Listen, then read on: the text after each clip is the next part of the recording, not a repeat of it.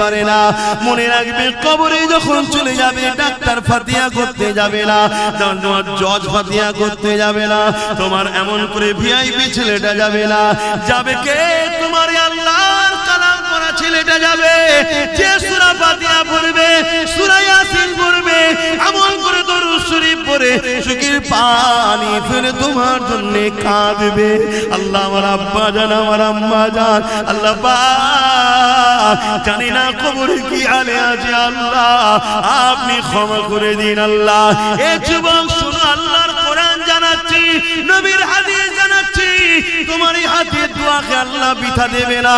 তোমার হাফেজ বাচ্চা দোয়ার ওসিলা করে তোমার কবরে যদি আযাব হয়ে থাকে, ওই সওয়াব যেতে যেতে যেতে যেতে যেতে একদিন না একদিন ওই কবরের আযাবকে আল্লাহ পাক মাফ ক্ষমা করে দেয়।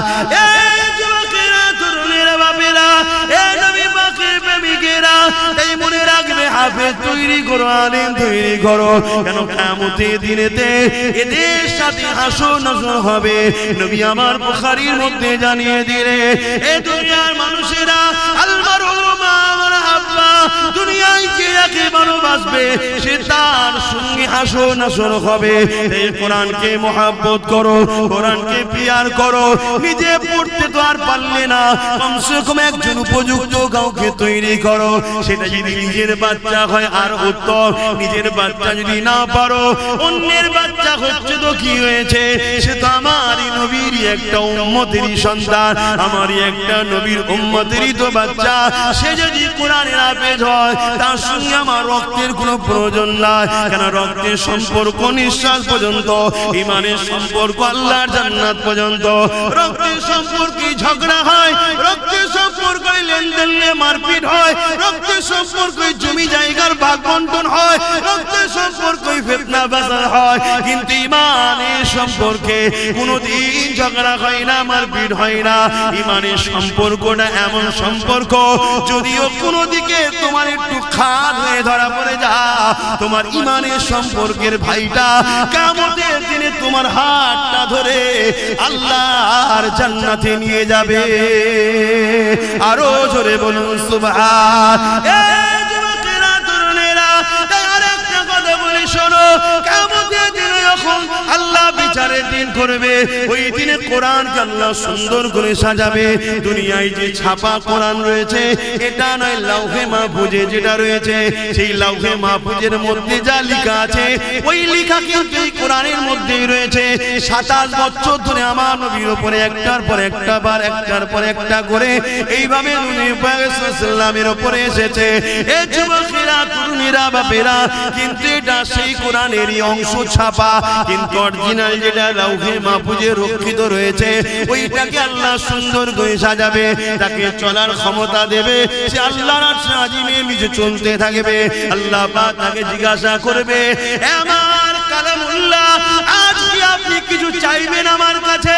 ওই সময় আল্লাহর কালাম কোরআন বলতে লাগবে, আল্লাহ দুনিয়ায় একজন লোক আমার বড় বিরোধী করেছিল, আবার একজন লোক আমাকে মহব্বত করে সিনার মধ্যে যত্ন করে রেখে দিয়েছিল, একজন লোক আমাকে মিটাবার জন্য মাদ্রাসাগুলোকে ব্যান করেছিল, আবার একজন লোক কাঠের পয়সা খরচ করে ওই মাদ্রাসাকে প্রতিষ্ঠিত করে ওখানে আপনার বান্দাদেরকে ভর্তি করে তাদেরকে কোরআন শিখিয়েছে, তারা সিনার মধ্যে রেখে দিয়েছিল। হে আল্লাহ, একদল লোক কোরআনকে মিটাতে চেয়েছিল, কোরআনের বিরুদ্ধে মিথ্যা বলেছিল, আবার একদল লোক কোরআনের পক্ষে আওয়াজ তুলেছিল। আলহামদুলিল্লাহ, আমি মনে করি কোরআন সেদিন আমার বিষয়ও বলবে। হে আল্লাহ, আব্বাস আমার পক্ষে আওয়াজ তুলেছিল, যারা কোরআন মিটাতে চেয়েছিল তাদেরকে মানবরূপী পশু বলেছি।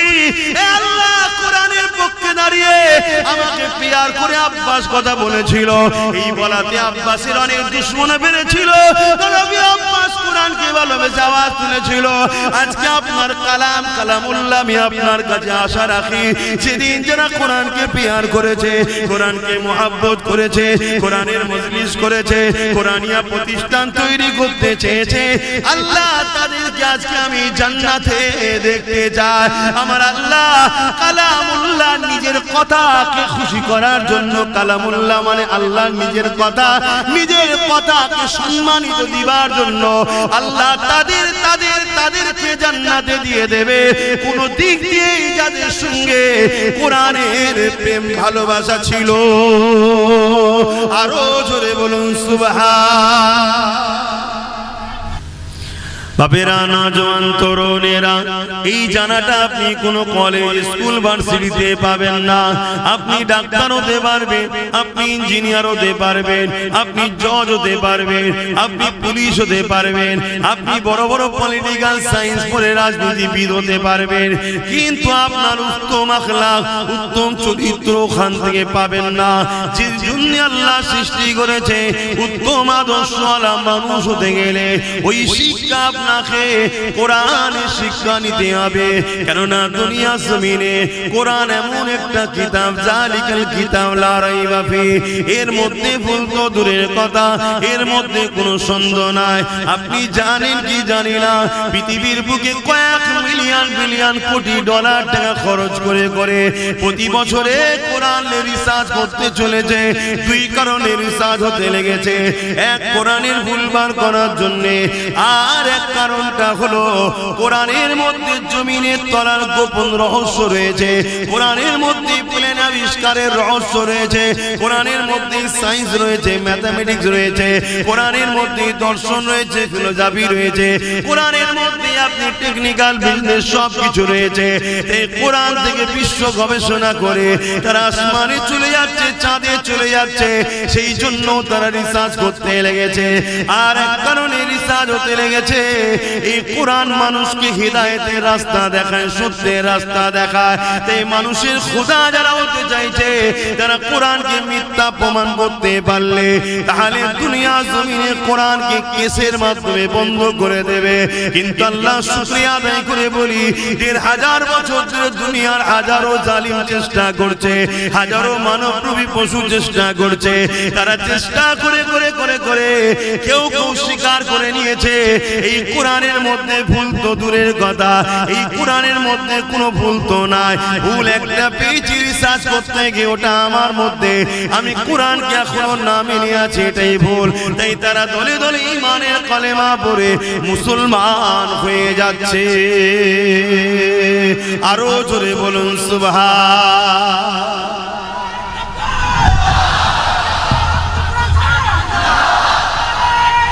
আল্লাহ, তাহলে আমাদের যুবকরা যদি আমাদের কাছে না আসে, আমরা বুঝাবুঝি করি, আর আমাদের কাছে এরা আসুক। দুনিয়ায় যারা তোমাদের খোদা হতে চাইছে, তারা কখনো চাইবে? কথা বলো, চাইবে না। তারা হাজারো দিক দিয়ে আমাদের বিরুদ্ধে, যেমন কোরআনের বিরুদ্ধে মিথ্যা প্রচার করছে, রাসূলুল্লাহর বিরুদ্ধে মিথ্যা প্রচার করছে, দ্বীনের বিরুদ্ধে মিথ্যা প্রচার করছে, তারা হাজারো দিক দিয়ে আমাদের বিষয়ে মিথ্যা প্রচার করছে, যাতে করে তোমরা উলামাদের কাছে না যাও, যাতে করে তোমরা মাদ্রাসা মসজিদে দান না করে ফেলো, যাতে করে তোমাদের এখান বাজি বিভিন্ন জায়গায় মাদ্রাসা না গজিয়ে ওঠে। খুব ভালো করে বোঝো, জীবনে একটা দেখাতে পারবেন যে মাদ্রাসা থেকে পড়াশোনা করে কোন ছেলে তার মাকে বৃদ্ধাশ্রমে দিয়ে এসেছে? কথা বলে, বৃদ্ধাশ্রমটা বিজনেস না বিজনেস নয়? বৃদ্ধাশ্রম যারা করে এটা বিজনেস না বিজনেস নয়? জোরে বলো, বিজনেস। মুসলিম সমাজের মধ্যে যদি কেউ কোন মাকে বৃদ্ধাশ্রমে দিয়ে আসে, সে কখনো জান্নাত যাওয়া তো দূরের কথা, জান্নাতের খুশবু পাবে না। সে যত বড়ই নামাজি হোক, হাজি হোক, মুফতি হোক, মাওলানা হোক, যাই হোক, ওর মা যদি কোনোদিন ওর ব্যবহারে একবার তাম পৃথিবীর মলি সাহেবকে দোয়া করি, ওকে জান্নাতে কেউ ঢুকাতে পারবে না। এই শিক্ষাটা আমরা দিই না। এই শিক্ষা যদি দেওয়া হয়, তাহলে বৃদ্ধাশ্রমে মুসলমানদের মায়েরা যাবে? কেন? সে ডাক্তার হোক, ইঞ্জিনিয়ার হোক, উকিল হোক, জজ হোক, সিএম হোক, পিএম হোক, ডিএম হোক, জেলার সাহেব হোক, পীর সাহেব হোক, মুফতি হোক, সে বলবো রে সর্বনাশ, মাকে না ভালোবাসলে, বাপকে না ভালোবাসলে এ তো জাহান্নামে যেতে হবে। আমি জেলার সাহেব হই, মা বাপকে ভালোবাসতে হবে না? হবে না? মা বাপের খেদমত করবে না? করবে না? মা বাপের খেদমত যত মুসলমানরা বাড়াবে তাহলে বৃদ্ধাশ্রমের লস হবে না? হবে না? কারবার কথা বলছো না? তারা কখনো চাইবে মাদ্রাসা, তারা কখনো চাইবে আলেম হাফেজরা এই কথা সমাজে শোনার, তারা কখনো চাইবে ইসলাম বড় দরদর করে আরো এগিয়ে যাক? আমার কথা বুঝছেন? বাবেরা, নওজোয়ান তরুণেরা, ইসলাম আমাদেরকে ইনসাফ শিখিয়েছে, ইসলাম আমাদেরকে ইনসানিয়াত শিখিয়েছে, কোরআন আমাদেরকে মানবতা শিখিয়েছে, কোরআন আমাদেরকে ইনসানিয়াত শিখিয়েছে, নূর নবী আমাদেরকে একত্ববাদ আল্লাহ চিনিয়েছে, আমাদের ঘরে নিজেদের মালিককে চিনিয়েছে। এ যুবকেরা, তরুণেরা, বাপেরা, আজকে দুনিয়া জমিনে পৃথিবী জুড়ে উঠে পড়ে লেগেছে মাদ্রাসাগুলোকে শেষ করে দিবার জন্য, কোরআনের বিরুদ্ধে ষড়যন্ত্র করতে লেগেছে, আল্লাহর দ্বীনকে মিটাবার জন্য ষড়যন্ত্র করতে লেগেছে। এটা আজকে নতুন নয়, এর আগেও হয়েছিল। যেমন চিঙ্গিস খান নাম শুনেছে, সে অনেক চেষ্টা করেছিল আমার রাসূলুল্লাহ দ্বীনকে মিটিয়ে দেবে। একটা দুটো নয়, আলেম উলামা মিলিয়ে 1 কোটির উপরে মুসলমানকে হত্যা করেছিল। সে ভেবেছিল বাগদাদের জমিনকে উজাড় করে দেবো, মুসলমান শেষ করে দেবো, আলেম মুফতি শেষ করে দেবো। মাদ্রাসাগুলোতে আগুন ধরিয়ে দিয়েছিল, মসজিদগুলোতে আগুন ধরিয়ে দিয়েছিল। সে চেয়েছিল বিশ্ব থেকে ইসলামকে মুছে দেব। দরুদ শরীফ আল্লাহুম্মা সাল্লি আলা সাইয়্যিদিনা মাওলানা মুহাম্মদ ওয়া আলা আলিহি। মুসলমান ঘরের ছেলে মেয়েরা, তরুণেরা, বাপেরা, এ নবী পাকের উম্মত উম্মতি গণেরা, শুধু মুসলমান মুখে দাবি করলে হয় না, অন্তর আল্লাহর দ্বীনের উপরে মহব্বত ভালোবাসা থাকা দরকার। এ নওজোয়ানেরা, যুগে যুগে একদল জালিমরা চেয়েছে তারা আল্লাহ দ্বীনকে জমিন থেকে মিটিয়ে দেবে। কেন? তারা মানুষের খোদা হতে চেয়েছে, মানুষকে লুটতে চেয়েছে। ইসলাম সর্বসময় মানুষের পক্ষে কথা বলেছে, ইনসাফের পক্ষে কথা বলেছে, ইনসানিয়াতের পক্ষে কথা বলেছে। ইসলাম শিক্ষা দিয়েছে মানুষ গরিব হলো তার উপরে জুলুম করা যাবে না, কালো হলো ফর্সা তার উপরে জুলুম করতে পারবে না। তাই সবার সমান অধিকারের কথা বলেছে। এই জন্য যুগে যুগে একদল জালিমরা ক্ষমতার জোর দেখিয়ে ইসলামকে মুছার চেষ্টা করেছে। তাদের মধ্যে একজনের নাম হলো চিঙ্গিস খান। সে চেয়েছিল পৃথিবীর জমিন থেকে ইসলামকে মুছে দেব। এই বাগদাদের মাদ্রাসাগুলোতে আগুন ধরিয়ে দিয়েছিল, মসজিদগুলোতে আগুন ধরিয়ে দিয়েছিল। 1 কোটির উপরে মুসলমান আলেম উলামা সহ মেরে দিয়েছিল, হাফেজ কোরআন গুলোকে মেরে দিয়েছিল। কেন? তারা চেয়েছিল কোরআন যদি কিতাব গুলোকে পানিতে ফেলে দেওয়া হয়, পুড়িয়ে দেওয়া হয়, কিন্তু হাফেজ সাহেব যদি রয়ে যায় আর আলেম যদি রয়ে যায়, হাফেজ তেলাওয়াত করবে আর আলেম হুবহু নকল করে তৈরি করে দেবে। এই যুবকেরা, তরুণেরা, তাই হাজারো চেষ্টা করে 1 কোটির উপরে মানুষ মেরে মসজিদ মাদ্রাসা গুলোতে আগুন দেওয়ার পরও সে মিটে গেছে। দুনিয়া তাকে স্মরণ করে না, তার অস্তিত্ব দুনিয়াতে নাই, তার উত্তরসূরি দুনিয়া জমিনে নাই। কিন্তু মনে রাখবেন, পৃথিবীর জমিনে আজ লাখো লাখো হাফেজে কোরআন আছে, লাখো লাখো আলেম আছে, লাখো লাখো মুফতি মাওলানা রয়েছে, লাখো লাখো মসজিদ মাদ্রাসা আছে। 250 কোটি মুসলমান পৃথিবীতে রয়েছে। আরো জোরে বলুন সুবহান। আর একজন ছিল হালাকু খান, নাম শুনেছেন? দাজলা নদীর পানিকে পুরো লাল করে দিয়েছে রক্তে। এত মুসলমান মেরেছে, আলেম মেরেছে, মাওলানা মেরেছে, হাফেজ মেরেছে। কেন? এরা মানুষের প্রভু হতে চেয়েছে, কিন্তু ইসলাম এদের বাধা হয়ে দাঁড়িয়েছে। এরা জুলুমের সাম্রাজ্য তৈরি করতে চেয়েছে। গরিবকে পোকা মাকড়ের মতো হত্যা করব, কোনো বিচার হবে না, ইনসাফ হবে না। মানুষ এদের গোলাম হয়ে, দাস দাসী হয়ে এদের উপাসনা করবে, এই মেসেজ এরা পৃথিবীকে দিতে চেয়েছে। আর ইসলাম একটাই কথা বলেছে, একমাত্র স্রষ্টা ছাড়া, আল্লাহ ছাড়া কারো কাছে মাথা নত নয়, কারো গোলাম নয়। এবং গরিব বড় লোককে শতকরা 2.5 টাকা গরিবকে যাকাত দিতে হবে। জোরে বলুন সুবহানাল্লাহ। এরা নারীগুলোকে ভোগের পাত্রী বানাতে চেয়েছে। নারী মানে শুধু ভোগের জেনে, কিন্তু ইসলাম বলেছে না, নারী ভোগের জেনে নয়।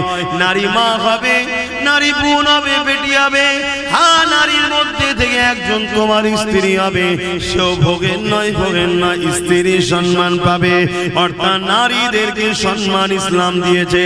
আর দুনিয়া জালিমরা নারীদেরকে ভোগের পাত্রী বানাতে চেয়েছে।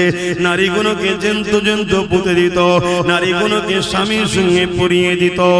এই যুবকেরা, তরুণেরা, বাপেরা, শোনো গো, ইসলাম কাকে বলে? ইসলাম এসে মেসেজ দিল না নারী কখনো অশুভ নয়। তারা বলেছিল নারী অশুভ, তাই বাঁচার অধিকার নাই। আর ইসলাম জানিয়ে দিল না না না, কারো ঘরে যদি কন্যা সন্তান হয়, এর মানে ওই বাড়িওয়ালার পক্ষে মহান সৃষ্টিকর্তা শান্তি রহমতের মেসেজ দিল। আল্লাহ দিন জানিয়ে দিল, আমার রাসূলুল্লাহ বলে দিল নারী অশুভ নয়। কারো ঘরে যদি নারী জন্ম হয়, আমার আল্লাহ ওই বাপকে জান্নাতের মেসেজ দিল। আল্লাহ নবী আরো জানিয়ে দিল, এ দুনিয়ার মানুষেরা, নারীগুলোকে ভোগের পাত্রী বানিয়ে রেখেছো, এগুলো তোমরা অন্যায় করতে লেগেছো। নারীদেরকে আজাদ দাও, তাদেরকে বাঁচার স্বাধীনতা দাও। তারা যেভাবে আল্লাহর হুকুম সেইভাবে তারা চলবে, তাদের উপরে জুলুম করো না। আমি রাসূলুল্লাহ জানিয়ে দিই, কারো ঘরে যদি পর 3টে কন্যা সন্তান হয়, আর ওই 3 কন্যা সন্তানের বাবা যদি ওই নারীগুলোকে দিন শিখিয়ে পর্দা পশিদার মধ্যে রেখে নেকাব বিবাহটা দিয়ে দিতে পারে, ওই 3 সন্তানের বাবা আর আমি রাসূলুল্লাহ এইভাবে দুটো আগুন তুলে দেখিয়েছে, যেমন পাশাপাশি রয়েছে আল্লাহর জান্নাতে ওই 3 কন্যার বাবা আর আমি রাসূলুল্লাহ পাশাপাশি থাকিব। আরো জোরে বলুন সুবহান।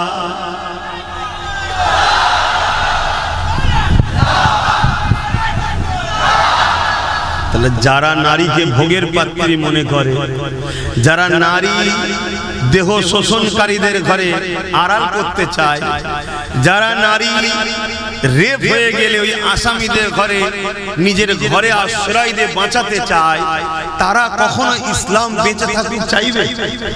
তারা কখনো ইসলামের শিক্ষা কেন্দ্র মাদ্রাসা হোক চাইবে? আর তাদেরই হাতের পুতুল আমার ঘরের ছেলে যারা হয়ে গেছে, তারাও তাদের সুরে সুর মিলাবে না, মিলাবে না। কিন্তু আমার ঘরের ছেলেরা জানে না যে কবর কত ভয়ানক। আমার ঘরের ছেলেরা জানে না আখিরাতটা কত ভয়ানক। আমার ঘরের ছেলে জানে না এই যৌবন চিরস্থায়ী নয়। তোমার আব্বার দিকেই দেখো না, তোমার দাদা দাদির দিকে দেখো না, তোমার নানা নানির দিকে দেখো না, লড়তে পারছে না। একটা সময় সব ক্ষমতা ছিল, আল্লাহ সব নিচ্ছে। অতএব আমার যুবকরা, এই যৌবনের বয়সে কিছু করো আল্লাহর জন্য, দিনের জন্য করে যাও। ওটা আল্লাহর রাহে করবে, তোমার আখিরাতের ব্যাংকে জমা থাকবে, ওখানে তুমি কামিয়াবি হবে। জোরে বলুন সুবহানাল্লাহ। কিছু যদি করতে না পারো, যারা করছে তাদের দলকে ভিড় করে তাদের সঙ্গে জুড়ে থাকো। ভিড়ও একটা সাপোর্ট না, সাপোর্ট না। কথা বলে 10টা লোক আর 10,000 লোক, 10,000-এর মধ্যে 999 হয়তো চুপচাপ দাঁড়িয়েই আছে, কিন্তু তারপরও দূর থেকে কেউ দেখে কি বলবে, অনেক আছে। এটাও কিন্তু তোমারই ওসিলা, তোমার ওসিলা তো অবদান আছে না না।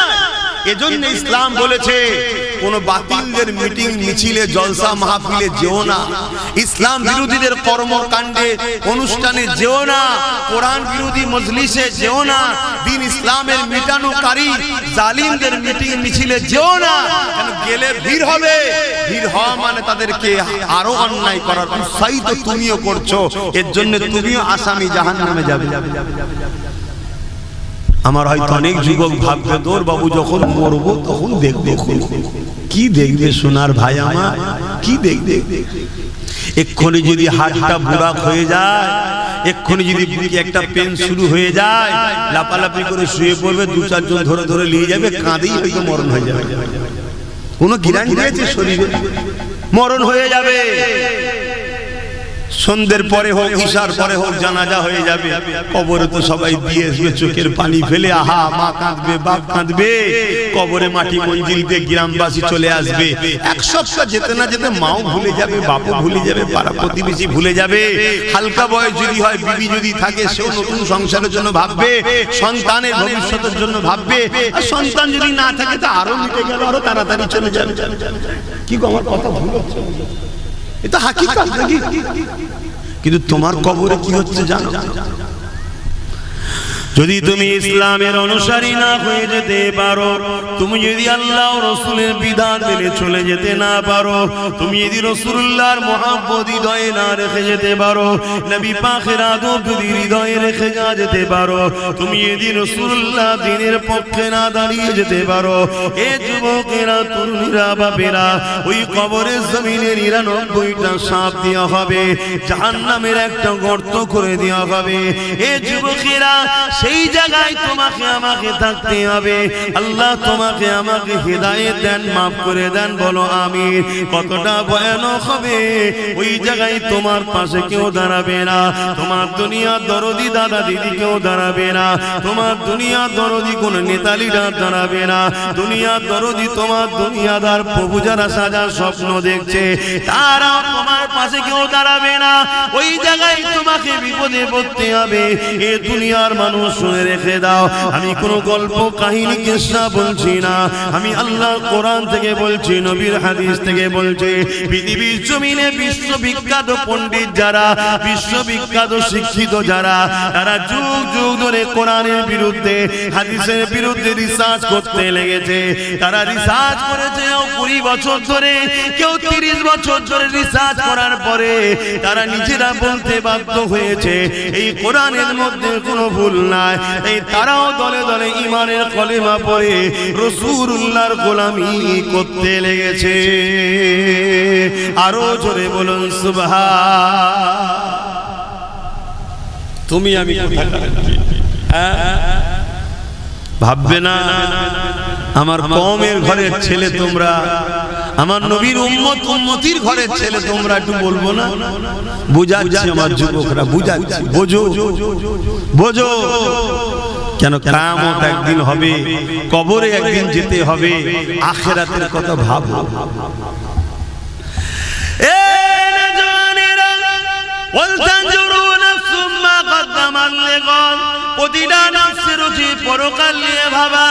আল্লাহর কোরআন জানিয়ে দিল কেন পরকালটা বড় কঠিন হয়ে যাবে। যেদিন কিয়ামতের দিন হবে, ময়দানে মাশর হবে, অর্থাৎ ওই দিনটা হিসাবে দিন, বিচারের দিন। দুনিয়ায় তুমি খুন করেছো, দুনিয়ায় তুমি চুরি করেছো, দুনিয়ায় তুমি ডাকাতি করেছো, দুনিয়ায় তুমি গরিবের উপরে জুলুম করেছো, দুনিয়ায় তুমি এতিমের সম্পদ ছেড়ে নিয়েছো, দুনিয়ায় তুমি গায়ের জোর দেখিয়ে দলবল নিয়ে পরের জমি দখল করে নিয়েছো, দুনিয়ার জমিনে মা বাপকে কষ্ট দিয়েছো, দুনিয়ার জমিনে পাড়া প্রতিবেশীর হক মেরেছো, দুনিয়ার জমিনে রাষ্ট্রের মালকে নিজের মাল মনে করে ভক্ষণ করেছো, দুনিয়ার জমিনে এতিমের মালকে নিজের মাল মনে করে খেয়েছো, দুনিয়ার জমিনে তোমার দাদাগিরির সামনে কেউ দাঁড়াতে পারে না। বা যদিও দুনিয়ার আদালতে তোমার বিচার হয়ে থাকে, এই বিচার কিন্তু আসল বিচার নয়। তোমার সৃষ্টিকর্তা রব আল্লাহ তোমার জন্য বিচারের ব্যবস্থা করে রেখেছে। ওই বিচারের দিনটা হলো কিয়ামতের দিন হবে। কিয়ামতের দিন সবাইকে না হবে। তুমি যদি মনে করো মারা যাবার পরে সব শেষ হয়ে গেল, তাহলে তোমার তো আল্লাহর পাওয়ারের উপরে ঈমান নাই, আল্লাহর ক্ষমতার উপরে বিশ্বাস নাই। আল্লাহকে তুমি তাহলে এখনো চিনতে পারোনি। আল্লাহর ক্ষমতাকে যে অস্বীকার করে, আল্লাহকে যে চিনতে পারলো না, তার মধ্যে ঈমান আর কোথায় রইল? সে যতই মুসলমানের ঘরের ছেলে বলো, হাজির ঘরের ছেলে বলো, পীরের ঘরের ছেলে বলো, তার মধ্যে ঈমান বলে তো কিছু নয়। মনে রাখবে আমার আল্লাহ আবার উঠাবে। সুম্মা নুফিকা উখরা ফাইযা হুম কিয়ামুন ইয়ানজিরু, সূরা জুমার 68 নম্বর আয়াত। যে কোরআনী মাদ্রাসাতে শিক্ষা দেওয়া হবে, এই যুবকেরা তরুণেরা, ওই দিনে আল্লাহ পাক যেমন নাগল দিলে জমিন থেকে আলু ওঠে বা বিভিন্ন চাষের জিনিস আপনারা উঠান, ওই সময় জমিন ফেটে গিয়ে মানুষগুলো উঠতে থাকবে। ওই কিয়ামতের দিনে আল্লাহ পাক সবাইকে দাঁড় করাবে। এ যুবক আল্লাহকে ভয় করো, এ যুবক নবীর সুন্নতে জিন্দেগি কাটাও, এ যুবক তওবা করে ফিরে আসো। কান তোমার মাকসাদ নয়, যাত্রা তোমার জায়গা নয়, সিনেমা তোমার ঘর নয়। তোমার ঘর হবে মসজিদ, তোমার স্থান হবে মাদ্রাসা, আর তোমার সোবত হবে আলেমদের দরবার। মনে রাখবে এত শান্তি তুমি পাবে, আখিরাতেও শান্তি পাবে। আজকে তুমি কোরআন ছেড়ে দিয়ে, রাসূল ছেড়ে দিয়ে, মাদ্রাসা মসজিদ উলামা ছেড়ে দিয়ে বুকে হাত দিয়ে বলো, তোমরা কেউ কি শান্তিতে সংসারে আছো? কেন নাই ভেবেছো কখন? আসো, ফিরে আসো যুবক। এই রং তামাশা এনেছো না, এটা রঙিন দুনিয়া।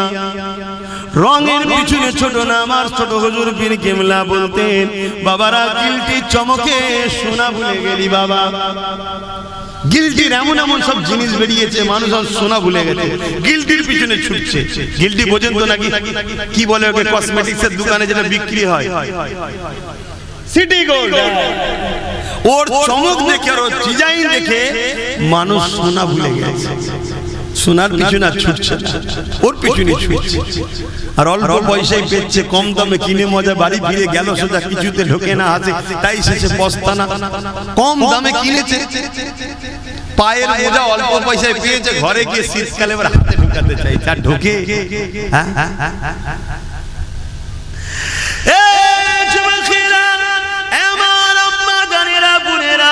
দুদিনের দুনিয়ায় আল্লাহ আমাদেরকে পাঠিয়েছে, এটা পরীক্ষার হল। আখিরাত হলো আমাদের পরীক্ষার জায়গা। ওখানে আল্লাহ পাক রেজাল্ট আউট করবে। এখানে পরীক্ষার জন্য পাঠিয়েছে, বিচারের দিন রেজাল্টের ফয়সালা হবে। কোথায় হবে? ময়দানে মাশর, যে জায়গার নাম। ওই দিনটা কেমন হবে একটু শুনে রেখে দাও। আল্লাহর কোরআন জানাচ্ছে, কানা মিকদারু 50 আলফ সানাতে। কোরআন জানাচ্ছে যে কোরআনে কলম চালাবার ক্ষমতা পৃথিবীর কারো হয়নি, জের জবরকে চেঞ্জ করার পর্যন্ত ক্ষমতা হয়নি। পৃথিবীতে হাজারো কিতাব আছে, প্রতিটা কিতাবের লেখক লাস্টে লিখে দেয়, যদি কোনো ভুল ময়া নজরে পড়ে সংশোধনের জন্য ধরিয়ে দেবেন। এই বলে তো নাকি? প্রত্যেকটা কিতাবের লাস্টে দেখবেন লেখা থাকে, ভুল মার্জনা করিবেন, যদি ধরা পড়ে, নজরে পড়ে ধরিয়ে দেবেন, পরের সংকলনে সংযোজন করে দেওয়া হবে, তাই তো নাকি?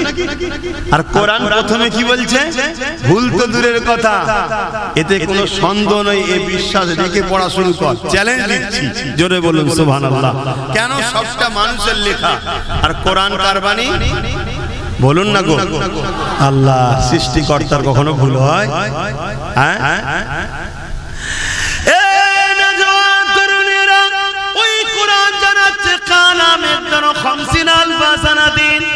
একটা দিন আল্লাহ বানাবে, যে দিনটা লম্বা হবে দুনিয়ার 50,000 বছরের দিনের না। দুনিয়ায় 50,000 বছর দিন যত সময় হবে, ময়দানে মাশরে বিচারের দিনে একটা দিন হবে 50,000 বছরের দিনের নাই। ওই দিনেতে তোমাকে আমাকে সবাইকে দাঁড়াতে হবে। কোথায় দাঁড়াবে তুমি আমি কি জানি? মাথার এক বেগ দেখতে লেখা তো করে আল্লাহ সূর্য নাপিয়ে দেবে। শোনো শোনো, আল্লাহর দিনের কথা শোনো। মাথার এক বেগ দেখতে লেখা তো করে আল্লাহ সূর্যকে নাপিয়ে দেবে। এই শীতের আবহাওয়া সূর্য আমাদের গায়ে লাগলে সহ্য করতে পারা যাচ্ছে না, সেদিন মাথার এক বেগ দেখতে লেখা যখন সূর্য নেমে যাবে, সূর্য বর্তমান কোটি কোটি মাইল দূরে রয়েছে, সেদিন মাথার এক বেগ দেখতে লেখা উপরে আল্লাহ নামিয়ে দেবে। সূর্যের বর্তমান যে তাপ আছে কোটি কোটি মাইল দূর থেকে লাগছে, এতে সহ্য করতে পারছি না, সেদিন সূর্যের 12 গুণ তাপ বেড়ে যাবে, মাথার এক বেগ দেখতে লেখা উপরে দাঁড়িয়ে যাবে। এ যুবক, তোমার কি একটু ভয় হয় না? হ্যাঁ, শয়তানি ধোঁকায় পড়ে, দুনিয়াদারির পাল্লায় পড়ে ভুল কখনো হয়ে যায়, কিন্তু এত গাফলতি কেন রে যুবক? তোমার যদি এখনই মৃত্যু হয়ে যায়, তুমি তো আর ফিরে আসার রাস্তা পেলে না, তোমার তো পরিবর্তনের আর কোনো সুযোগ রইল না। কি হবে সেই দিনে তুমি কি কখনো চিন্তা করো না? সেই দিন কোনো দাদাগিরি চলবে না, কোনো নেতার নেতৃত্ব চলবে না। ওই দিনে সমস্ত নবীরা বলবে নফসে নফসে নফসে নফসে নফসে। তাহলে তোমার আমার দশাটা কি হবে দেখো। তোমার আমরা যাদের পিছনে ঘুরে বেড়ায়, যাদের জন্য জিন্দেগি কুরবান করে দেয়, যাদের পিছনে টাইম গুলোকে নষ্ট করে কাটিয়ে দাও, যারা তোমাদের ক্ষমতা নিয়ে মসজিদ মাদ্রাসাকে উজাড় করতে লেগেছে, মনে রাখবে সেই দিনে এই জাহান্নামী গুলো তোমাদের কিছুই করতে পারবে না, তাদেরকে তোমরা খুঁজো পাবে না, কেননা তারা বেহিসাব। যেমন অনেক মানুষ জান্নাতে যাবে, এই জাহান্নামী গুলো বেহিসাব জাহান্নামের দরজার গোড়ায় আগিয়ে যাবে। মনে রাখবে কানা মেঘদান খামসিনা আলফা সানাতি, 50,000 বছর পর বিচার শুরু হবে। ওই দিনটা কেমন হবে আল্লাহ পাক জিবরাইলকে জানিয়ে দেবে, ও জিবরাইল, আমার জাহান্নামকে নিয়ে এসে আরশের বাপাশে বাঁধাও। কিতাবের কথা বলে যাচ্ছে, শোনো, 70,000 জিনজিল দিয়ে জাহান্নামকে বাঁধা হবে। এক একটা জিনজিলে 70,000 করে ফেরেশতা ধরে রাখবে, তথাপিও জাহান্নামকে ধরে রাখতে পারবে না। লম্বা লম্বা জিহ্বা বার করে জাহান্নাম তেরে তেরে আসবে গুনাহগারকে ঘরে ধরার জন্য। এই কঠিন দিনেতে এমন বাপ পাওয়া যাবে নিজের ছেলেকে জমিনে শুইয়ে দিয়ে তার বুকের উপরে পা দিয়ে দাঁড়িয়ে যাবে, কেননা এই সূর্যের তাপে তার জমিনটা পুরে পুরে লাল হয়ে গেছে। যেমন লোহা আগুনে দিলে লাল হয়ে যায়, লোহা যেমন আগুনে দিলে লাল হয়ে যায়, সূর্যের তাপে জমিনটা লাল হয়ে গেছে। এই মানুষ জমিনে দাঁড়াতে পারবে না, ছেলেকে বুকে শুইয়ে দিয়ে বাপ বুকের উপরে পা দাঁড়িয়ে যাবে। এমনও ছেলে পাওয়া যাবে নিজের জন্মদাতা বাপকে জমিনে শুইয়ে দিয়ে তার বুকের উপরে পা দিয়ে দাঁড়িয়ে যাবে। এমনও মা পাওয়া যাবে নিজের মেয়েকে জমিনে শুইয়ে দিয়ে তার বুকের উপরে পা দিয়ে দাঁড়িয়ে যাবে। এমনও মেয়ে পাওয়া যাবে নিজের মাকে জমিনে শুইয়ে দিয়ে তার বুকের উপরে পা দিয়ে দাঁড়িয়ে যাবে। এক কথায় যার উপরে যার জোর চলবে তাকে জমিনে শুইয়ে দিয়ে বুকের উপরে পা দিয়ে দাঁড়িয়ে যাবে। এ আমার আব্বা জানেরা, মায়েরা, বোনেরা, সূর্যের তাপে দে মানার ক্ষীণগুলো নাক দিয়ে গলে গলে গলে গলে পড়তে লাগবে। ওই দিনটা তোমার আমার কি হবে উপায়? ভাবো ভাবো, আমাদের কাছে এলে আমরা ভাবাই কেন? ভাবাই আমার ঘরেরই তো ভাই তোমরা, আমার নবীর উম্মত উম্মতি ভুল হয়ে যায়। ভাবার পরে যদি একটু তওবা করে, একটু কাঁদে, একটু চোখের পানি ফেলে, আল্লাহ বলে যাই মাফ করব। জোরে বলুন সুবহানাল্লাহ। কিন্তু আমাদের ঘরে ছেড়ে যাদের পিছনে ছুরি করছো, তোমাদের ঘরে তো ভাবানো দূরের কথা, যাদের না ভাবে সেজন্য আরো চেষ্টা করছে। পরিবর্তন হও আমার যুবকেরা, ফিরে আসো। আমি আশা রাখবো দ্বিতীয় বছর হচ্ছে, একদিন না একদিন এই জায়গা যেন একটা ইলমের বাগান তৈরি হয়, এখান থেকে জান্নাতের জন্য খুশবু বাহির হয়। জোরে বলুন সুবহানাল্লাহ। মনে রাখবে যেখানে কোরআন তেলাওয়াত হয় ওই জায়গায় আল্লাহর রহমতের ফেরেশতারা আসা যাওয়া করে। জোরে বলুন সুবহানাল্লাহ। আর রহমতের ফেরেশতারা আসা যাওয়া করলে আপনাদের ঈমান কি বলছে? বালা মুসিবত, চাষবাস, কাজবাজ সব ভালো হবে না খারাপ হবে? ভালো হবে। এই কঠিন দিনেতে কি হবে তোমার আমার উপায়? এই কঠিন দিনেতে যারা হাফেজে হাক্কানি হবে তাদেরকে যখন জান্নাতে আল্লাহ যেতে বলবে, যান আপনাদের এখানে দাঁড়াতে হবে না। মন দিয়ে শোনে, বাপের গল্প শোনাচ্ছি, নবীর হাদিস শোনাচ্ছি।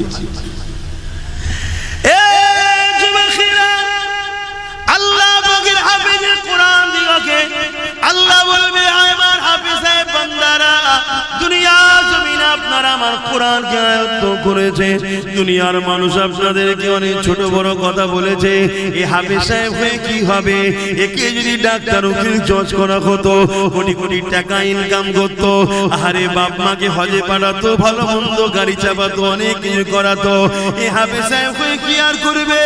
ওই তো মসজিদে গিয়ে 2,500-3,000 টাকা নেবে, ছাড়া আর কি পাবে? তথাপিও আপনারা কারো কথায় কান্না দিয়ে এ হাফেজ সাহেবরা তোমার আমরা কোরআন তেলাওয়াত করেছো, আমার কোরআন আয়াত্ত করেছো, দুনিয়াকে আমি চ্যালেঞ্জ দিয়েছিলাম, অর্থাৎ আল্লাহ চ্যালেঞ্জ দিয়েছে। যখন কোরআনের বিরুদ্ধে ষড়যন্ত্র হয়েছিল জাহিলিয়াতের যুগে, আমার আল্লাহ বলেছিল দুনিয়ার মানুষ আল্লাহ ছাড়া সবাইকে একত্রিত করে কোরআনের একটা আয়াত লিখে দেখাও, তারা পারেনি। এবং আল্লাহ জানিয়েছে এই কোরআনকে কিয়ামত পর্যন্ত দুনিয়া জমিনে হেফাজতের দায়িত্ব আমি আল্লাহ নিয়ে নিলাম। এ আমার হাফেজে বান্দারা, তাই তোমরা আমার কোরআনকে দুনিয়ার কাগজ কলমে তো লেখা রয়েছে, দুনিয়া যদি সেগুলোকে মিটিয়ে দিতেও চায়, তোমরা তাই নিজেদের সিনার মধ্যে আমার কোরআন আয়ত্ত করে নিয়েছিলে। আমার হাফেজে বান্দারা, আজকে তোমাদেরকে এই কঠিন দিনে ময়দানে মাশরে দাঁড়াতে হবে না, তোমরা আমার জান্নাতে চলে যাও, জান্নাতে চলে যাও।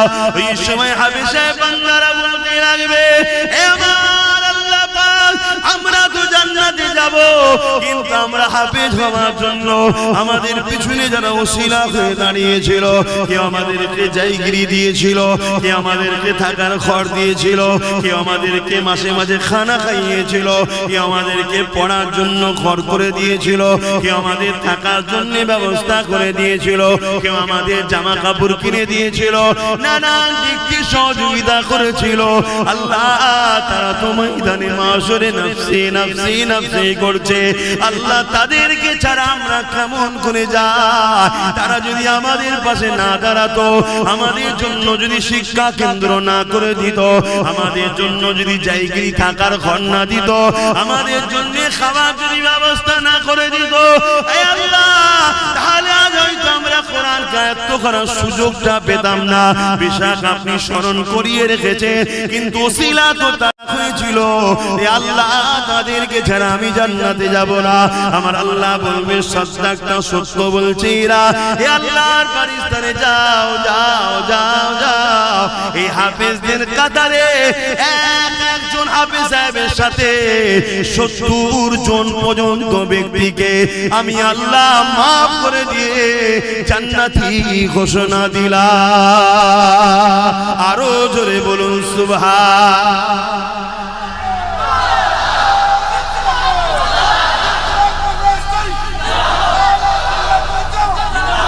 ভাইরা আমার, আল্লাহ দুনিয়াদারি করতে গেলে অনেকের সঙ্গে মিশতে হবে, ব্যবসা বাণিজ্য করতে হবে, লেনদেন করতে হবে, মুসলিম অমুসলিম সবার সাথে উঠা বসা করতে হবে, ওটা আলাদা পার্ট, আমি মানা করছি। কিন্তু আখিরাতের জন্য আমাদের ভাবতে হবে না। দুনিয়া 60, 70, 80 বছর, 100 বছর, আখিরাত তো শেষ নাই। কথা কিছু বুঝছেন না, বোঝেন না? তাহলে একটা হাফেজে হাতখানি যদি আমরা বানিয়ে যেতে পারি, কখনো কখনো আমি নিজেও ভাবি, কখনো কখনো শুয়ে শুয়ে ভাবি, যদি কোনো দিকেও আটকে যায়, কিছু তো হাফেজ সাহেব আমি বার করেছি, মানে অর্থাৎ আমার চেষ্টাতে